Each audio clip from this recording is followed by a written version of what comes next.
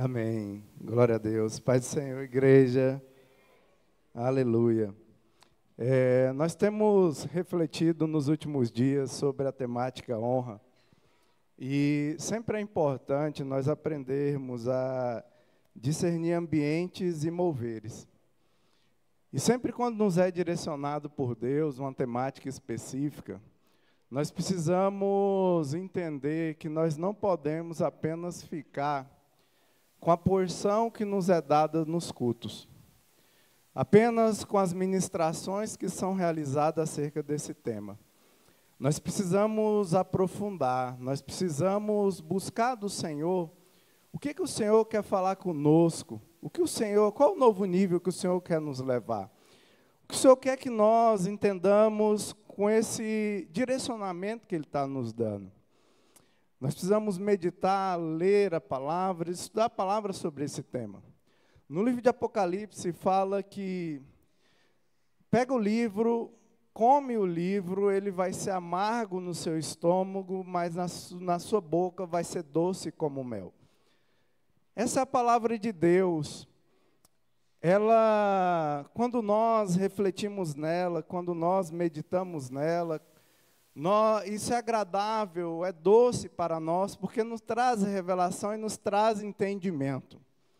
Diga para o seu irmão assim, mas você não precisa ficar apenas no nível do entendimento.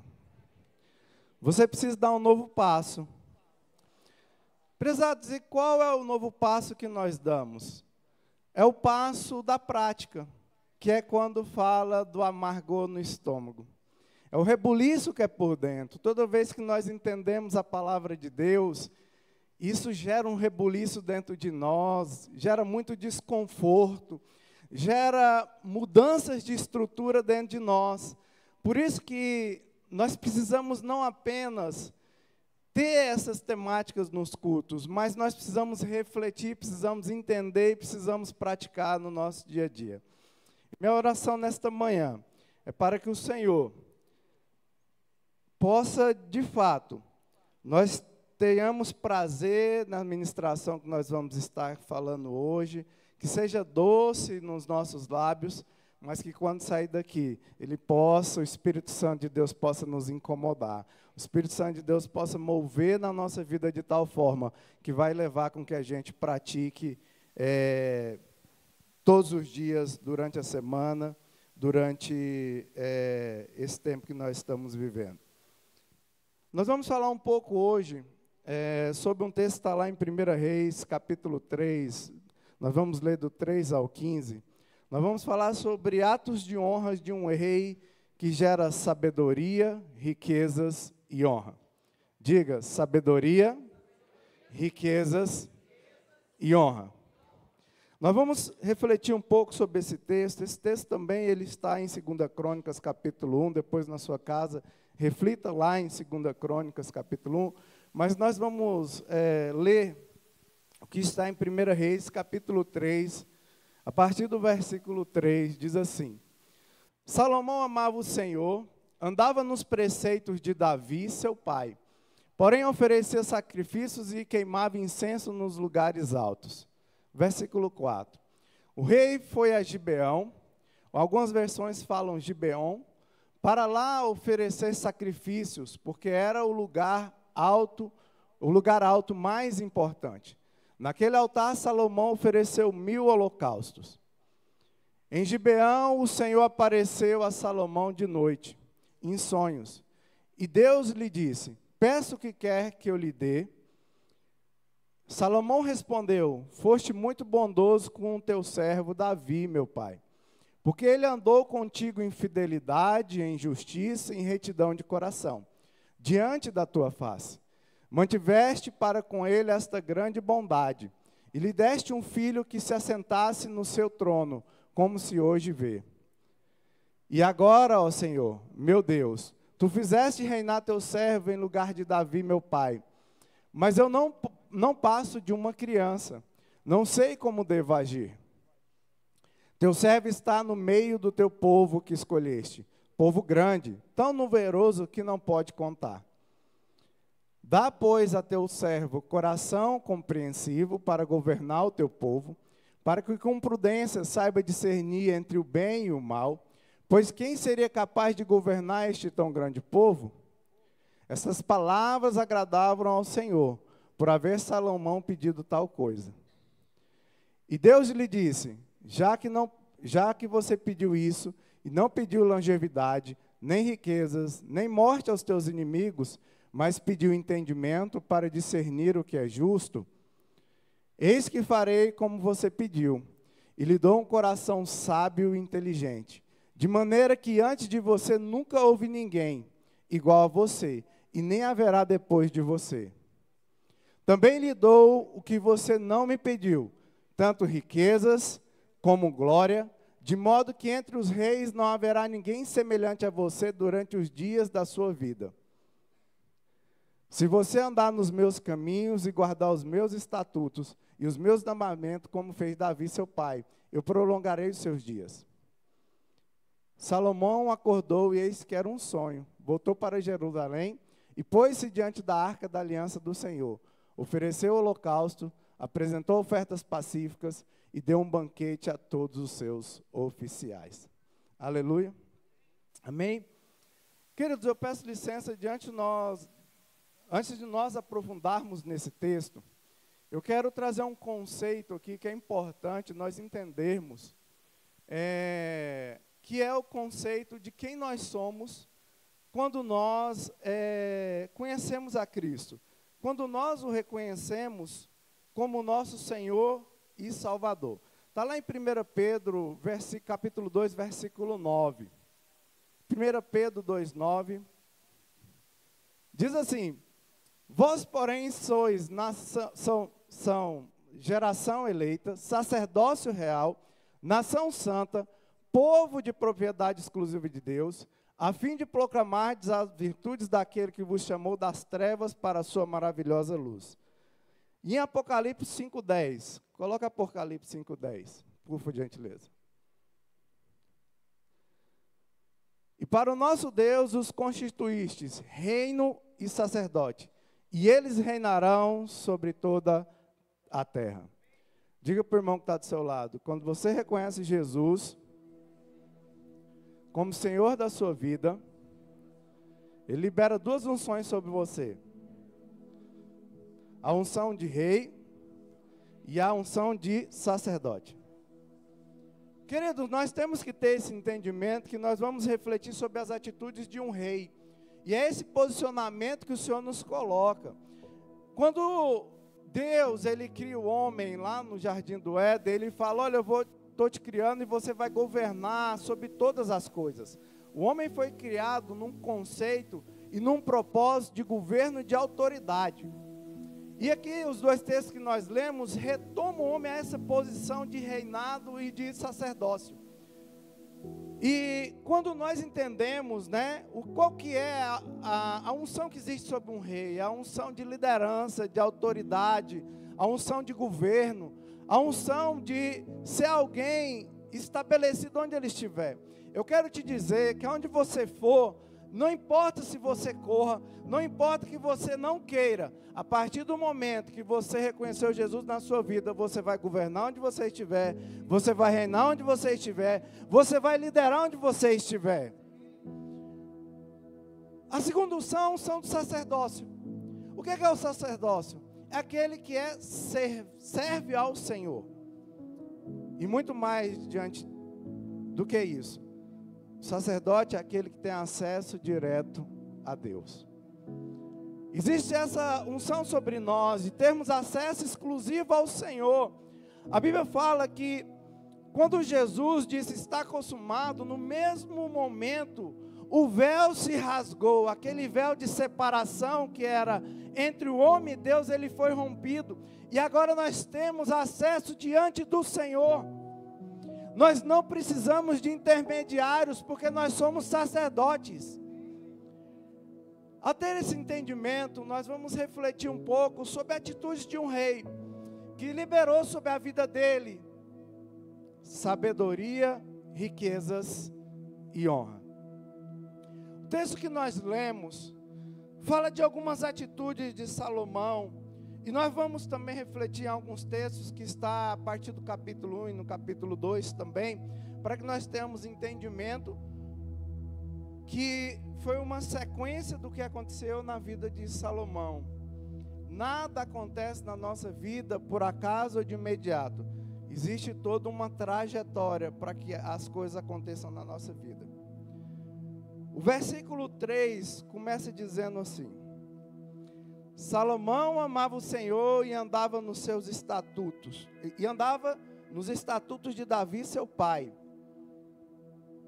Primeiro ato de honra que eu quero falar de Salomão é o ato de honra de obedecer ao seu pai. Não foi por acaso que o primeiro mandamento e único mandamento com promessa é: honra a teu pai e tua mãe para que prolongue os seus dias sobre a terra.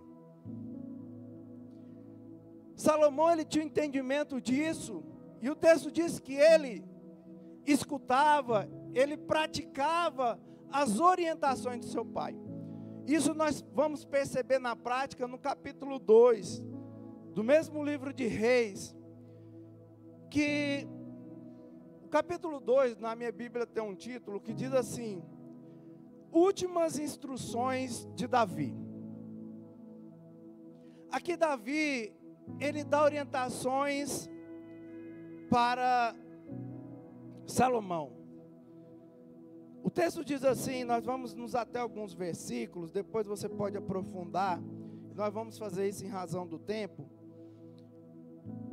Diz assim a partir do versículo 1: Aproximando-se o dia da morte de Davi, deu ele ordem a Salomão, seu filho, dizendo: Eu vou pelo caminho de toda a terra, esforça-te, pois, e ser homem, guarda as ordenanças do Senhor, o teu Deus, para andares nos seus caminhos, para guardares os seus estatutos, e os seus mandamentos, e os seus juízos, e os seus testemunhos, como está escrito na lei de Moisés, para que prosperes em tudo que fizeste, por onde quer que fores. E Davi continua, e Davi começa a dar orientações acerca de algumas pessoas específicas, que nós vamos refletir sobre elas. Primeiro ele fala lá no versículo 5, sobre Joabe. Ora, tu sabes o que me fez Joabe, filho de Zeruia, e o que fez aos dois comandantes do exército de Israel, a Abner, filho de Né, e a Amasa, filho de Jeté, os quais o matou, e o tempo de paz vingou o sangue derramado em guerra, manchando com ele o cinto que tinha nos lombos, e os sapatos que trazia nos pés. Faze com ele, segundo a tua sabedoria, e não permita que as suas cãs desçam à sepultura em paz. E aí Davi fala que nós não vamos refletir sobre essas pessoas, que são pessoas que tiveram atitudes positivas, boas com Davi. Ele fala para Salomão também abençoar essas pessoas. E aí ele continua, e ele diz assim no versículo 8: E lembra-te contigo que está Simei, filho de Gera, filho de Benjamim, de Baruim, que me maldissesse com maldição atroz, no dia em que eu ia a Manaim. Quando ele saiu para encontrar-se comigo junto ao Jordão, eu pelo Senhor lhe jurei, dizendo que não mataria a espada.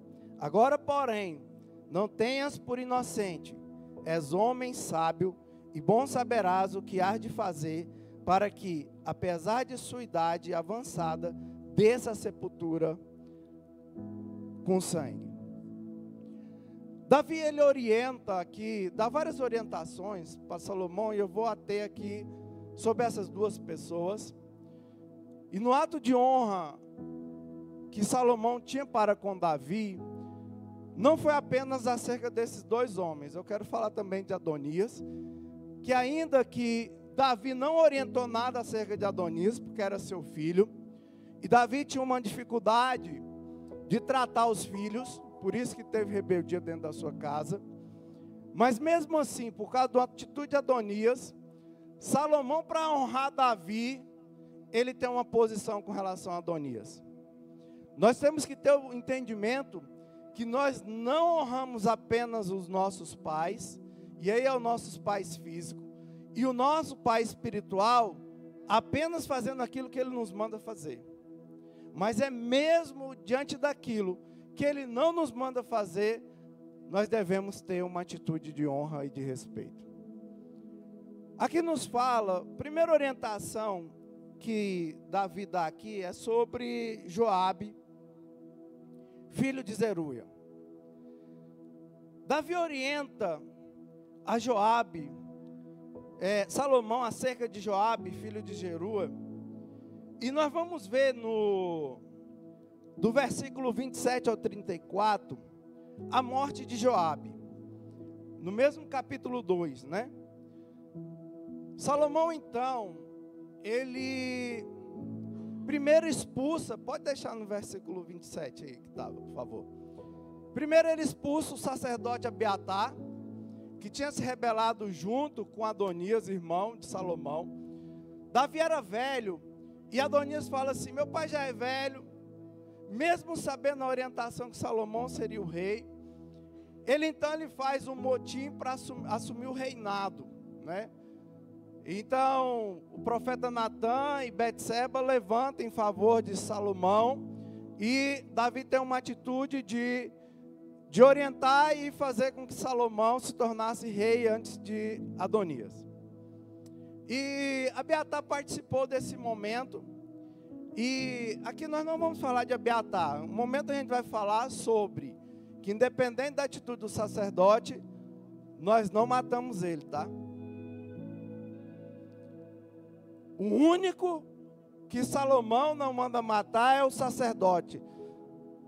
Salomão manda ele para um lugar chamado lugar de respostas ou lugar da aflição. Mas hoje nós não vamos ater, nós vamos falar primeiro, pode passar aí o próximo versículo. Quando chegou essa notícia a Joabe tinha se desviado a seguir Adonias, né? Então chega essa notícia para ele fica preocupado. Ele foge lá para o tabernáculo, pega no altar e fala: olha, eu não vou sair daqui até você falar que não vai me matar. E faz toda uma cena lá. E mesmo assim Salomão fala: olha, vai, chama Benaia, diga Benaia, e manda matar ele. E ele vai e mata Joabe. E é interessante que eu comecei a refletir e falar: Deus, o que o Senhor quer falar conosco através daqui? Joabe significa o Senhor é Pai. Contudo, em toda a existência de Joabe, em toda a sua trajetória, sempre que vai falar de Joabe, vincula ele à sua mãe, não vincula ele ao seu pai. Enquanto nós temos que na tradição bíblica, sempre nós fazemos referência à genealogia do pai. Joabe fala de uma ausência de paternidade.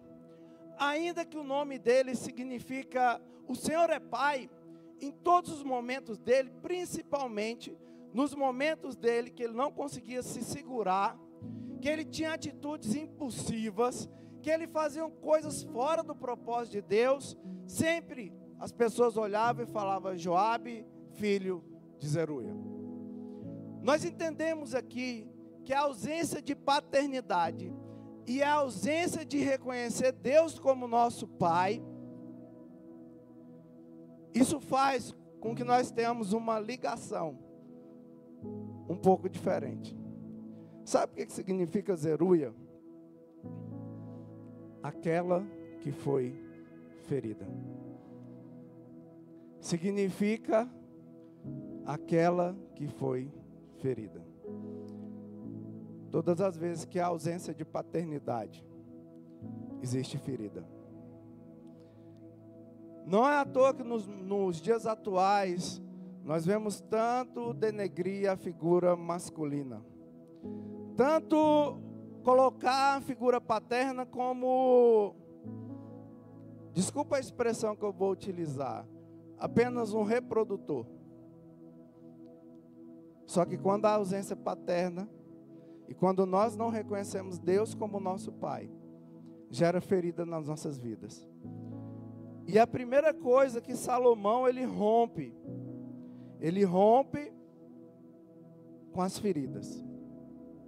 Nós temos que ter entendimento como reis e sacerdotes, que o primeiro ato que nós temos que ter é romper com as feridas da nossa alma. É romper com tudo aquilo que foi causado nas nossas emoções por falta do nosso Pai, que é Deus. Esse é o primeiro aspecto. O segundo aspecto, Davi orientou Salomão acerca de Simei, filho de Gera. Davi fala sobre Simei.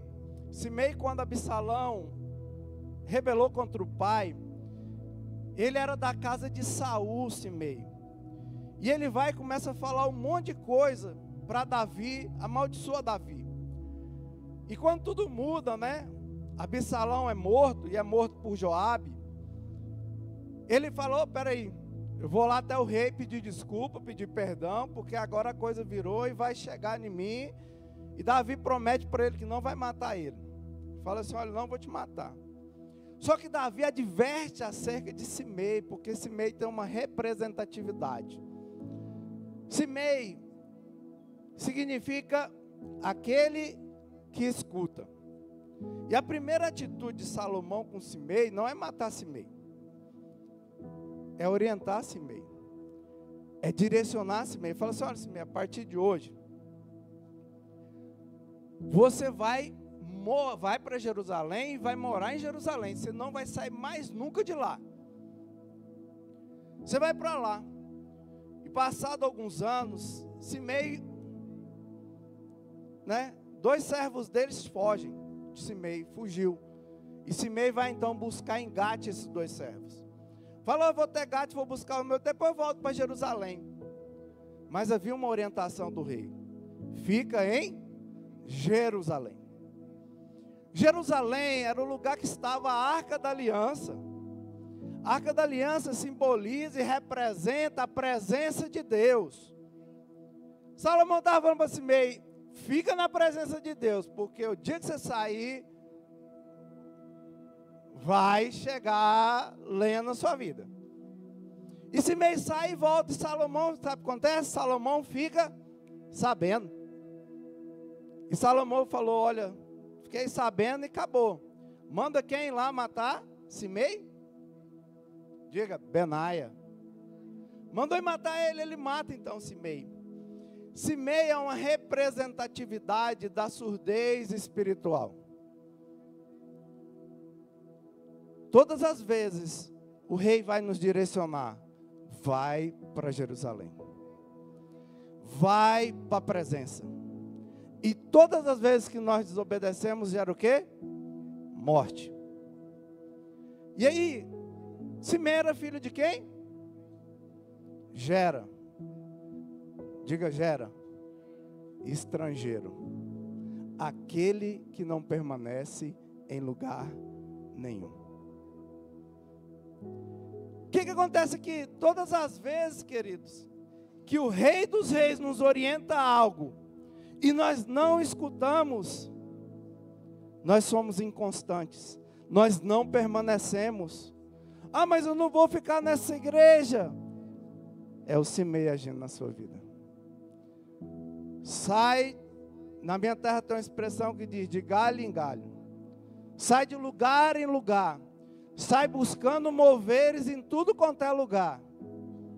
Esse é o Simei, e é o segundo que Salomão extermina da sua vida. Terceiro, Adonias. Adonias tinha se rebelado contra o pai, tentado usurpar o trono, e Salomão resolve a vida com ele também. Adonias procura quem? Salomão para conversar? Não, procura um intermediário. E agora nós vamos explicar por que procurou um intermediário. Procura Betseba. E faz um pedido muito simples. Olha, pede para Salomão, meu pai já é morto, pede para ele que me dê a Sulamita, que cuidava de Davi na sua velhice. Então, por esse cuidado, ela era constituída como uma concubina do rei. Mesmo falando lá no capítulo 1 que eles não tiveram relações, mas era considerada como uma das mulheres do rei. E Adonias chega e faz um pedido, e aí a gente lendo, a gente fala assim, mas peraí, Salomão está meio assim, né? Já vira e a mãe dele chega, Salomão, seu irmão pediu isso para você, e ele dá um rompante e fala assim, é melhor, ele pediu o reino já de uma vez. E eu falo, uma cara ignorante, né? Só pediu um negócio, o pai já morreu e tal, acabou. Na cultura, quando alguém tinha essa atitude, ele não estava pedindo a concubina. Ele estava pedindo o direito do trono. Ele estava falando, olha, esse trono é meu. Absalão fez a mesma coisa. Absalão rebelou contra o pai, a primeira coisa que ele fez foi o quê? Ficar com as mulheres dele. Aqui, ainda que de forma aparentemente inocente, né? Por isso que Salomão fala assim, opa, alto lá. Por essa atitude de rebeldia, novamente, você vai morrer. E mandou quem matar ele? Benaia. Ô, cara matador, né? É o terceiro, né? Sabe o que significa Adonias? Adonias significa, o Senhor é o meu Senhor. Só que os atos de Adonias apontam para que eu sou o Senhor. Toda atitude, você vai ver, depois lendo no capítulo 2, que Adonias, quando ele pede para Betseba, ele fala, eu sei que o Senhor constituiu Salomão rei, mas mesmo assim, por sua própria vontade, ele queria possuir o trono. Adonias aponta para o velho homem, para o eu, para a minha vontade. Independente do que seja a decisão de Deus, eu vou fazer. Esse é a representatividade de Adonias. E mesmo Davi, não orientando Salomão, o que Adonias fez após a morte de Davi, foi um ato de desonra a Davi, porque era tomar o lugar do rei anterior. Então nós temos que ter esse entendimento, que o nosso eu, ele precisa morrer. João disse que ele cresça, que eu diminua. E é interessante, quem matou os três mesmo?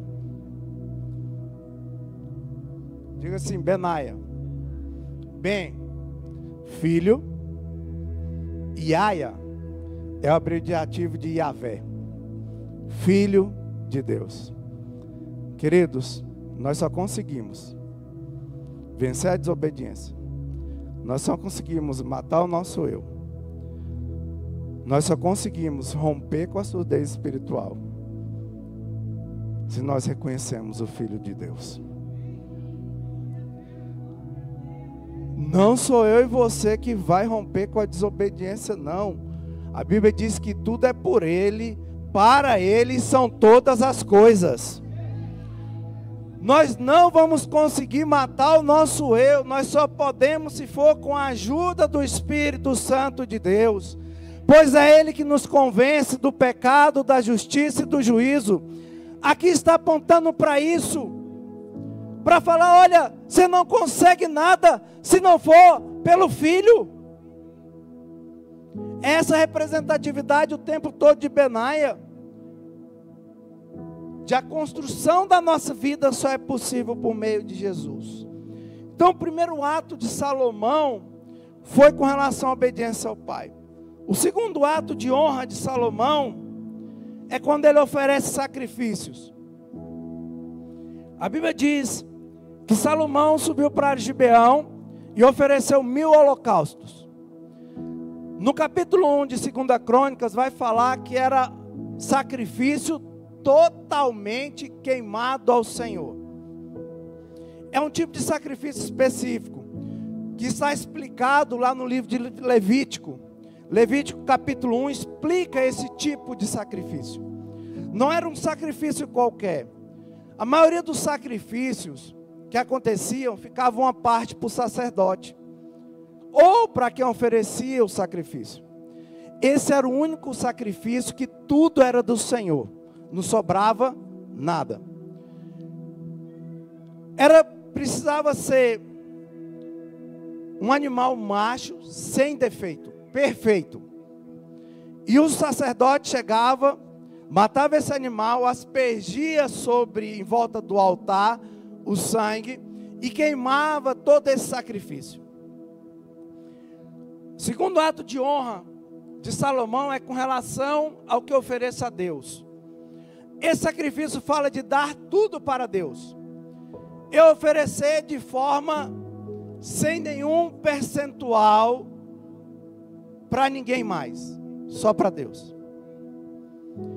Ele então junta isso e faz esse sacrifício. Esse sacrifício, ele é uma oferta voluntária. Esse sacrifício, ele fala de dois aspectos. Ele pode ser para transferência de pecados ou para dedicação, para falar eu sou exclusivo de Deus. No livro de Levítico capítulo 1 versículo 9 diz que esse sacrifício ele tem um cheiro suave ao Senhor. Então, alguns aprendizados que nós temos aqui com esse tipo de sacrifício que Salomão fez. Tudo era para Deus, representava entrega total, gratidão profunda a Deus, busca do favor divino, adoração e devoção. O sacrifício, ele foi feito em Gibeon, porque lá estava o altar de bronze e o tabernáculo. Mas a Arca da Aliança, que era a presença de Deus, ela estava em Jerusalém. Nesse momento também nos aponta para uma transição espiritual. Salomão faz um sacrifício no momento de transição espiritual. Sabe o que nós entendemos aqui? Que quando nós honramos o Senhor com tudo que nós temos, ocorrem transições na nossa vida. Todas as vezes que você entrega para o Senhor o seu tudo, vai haver um novo nível na sua vida. Vai iniciar um novo tempo na sua vida. Mas começa com a entrega, e Salomão sabia disso. E o terceiro ato de honra de Salomão é o ato de reconhecer quem ele é. Ele diz no versículo 7, não passo de uma criança e eu não sei liderar esse povo. Ah, Deus. Salomão reconheceu quem ele era. Queridos, onde nós estaríamos se não fosse o Senhor?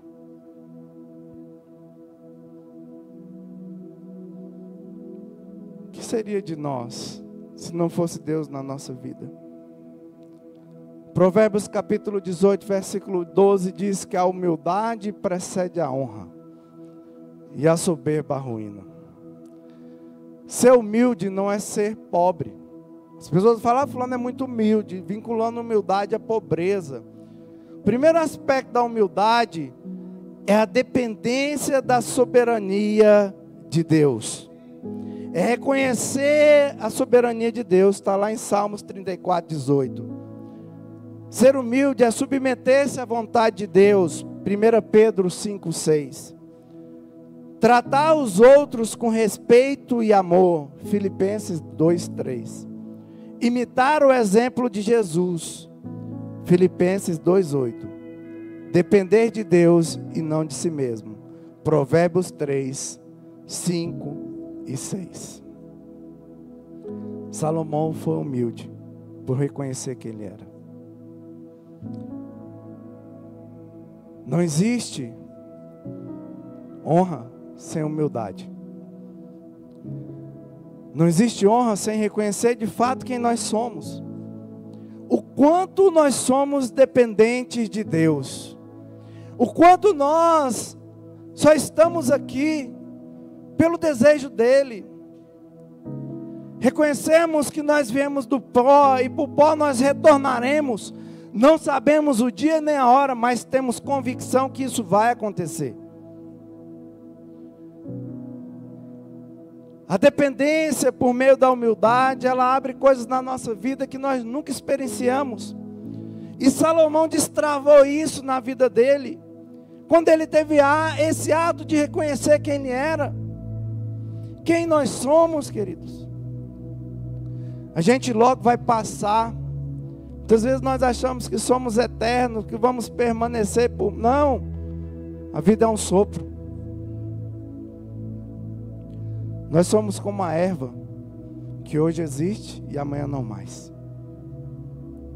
E Salomão reconheceu isso. E esses 3 atos de Salomão de honra, abriram para ele 3 unções específicas: sabedoria, riquezas e honras. A primeira unção de sabedoria foi destravada ao honrar a Davi, seu pai. Se nós queremos sabedoria, Tiago diz que nós devemos pedir ao Senhor, porque dele vem a sabedoria.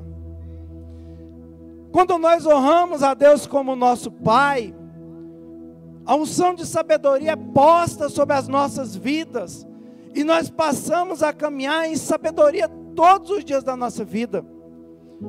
Nós passamos a ter o entendimento de Moisés, que falou: Senhor, que eu tenha sabedoria, e aprenda a contar todos os meus dias. A primeira unção é destravada por honrar a Deus como nosso Pai. A segunda unção das riquezas é destravada pela oferta. Queridos, o dízimo, ele libera a provisão diária. A oferta libera a abundância. Libera o sobejar, libera o sobrar, libera riquezas. A palavra diz: honra o Senhor com seus bens, e encherão de vinho os seus lagares. A sua fazenda, ela vai ser cheia. Não tem como destravar a unção de riqueza se não tem oferta. Eu quero que você ache na Bíblia algum lugar que fala que a oferta é menor do que 10%. Nós temos um entendimento que não, a oferta é que sobra da minha renda. E não é. A oferta, ela abre as janelas do céu sobre as nossas vidas, e você prospera como nunca. Você acha por quê que o inimigo coloca tanta resistência no coração do homem sobre dízimos e ofertas? Porque ele não quer que você tenha a provisão diária, e ele não quer que você prospere na sua vida. E aí fica pensando: ah, não vou, porque vai falar disso. É porque ele está travando a sua vida. Salomão, ele não deu uma oferta qualquer, ele deu uma oferta do tudo. Por isso que destravou riqueza sobre a vida dele. E a terceira unção, a da honra, foi destravada com a humildade. Queridos, só vai haver honra na nossa vida quando primeiro nós descermos. As métricas de Deus, elas são totalmente diferentes da do mundo. Enquanto no mundo o maior ele é servido, Jesus, no meu reino não é assim. No reino de Deus, o maior serve o menor. O último é o primeiro. Ah, queridos, tudo começa de nós entendermos que nós não somos nada. Nós queremos muitas vezes ser honrado. Ah, o irmão passou por mim, não me cumprimentou. Quem eu sou? Você não é nada, eu também não. Ah, o pastor só coloca fulano para pregar, não coloca eu. Gente, não é nada. Gente, tem um encargo. Todas as vezes que a gente só para ministrar aqui, É um rebuliço interno, porque nós não sabemos que nós não somos nada. Não tem nada. Queridos, minha dicção é ruim. Não tinha nada de proveito em mim, mas Ele decidiu me escolher. Eu sou improvável.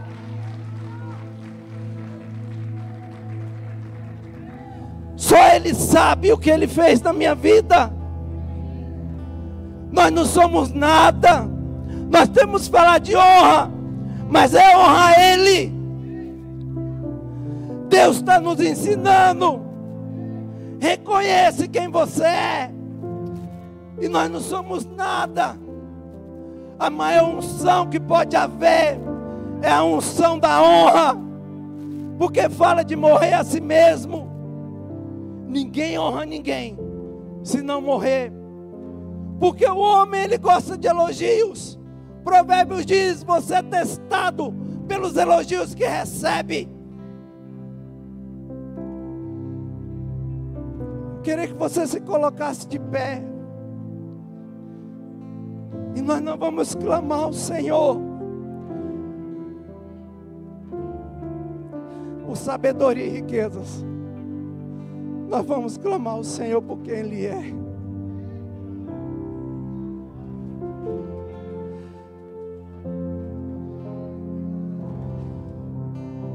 Deus, Ele vai nos levar a lugares que a gente nunca pensou estar. Deus vai levar o nosso ministério a um novo tempo que a gente nunca pensou estar. Mas Ele está começando a dizer: se prostre diante de mim. Enquanto o ministério de louvor ministra essa canção, eu gostaria que você, que deseja humilhar diante desse Deus Todo-Poderoso, viesse aqui à frente e reconhecesse a grandeza desse Deus Todo-Poderoso. Nós precisamos ter uma atitude de honra ao Senhor, de humilhar e reconhecer que nada somos, nada temos,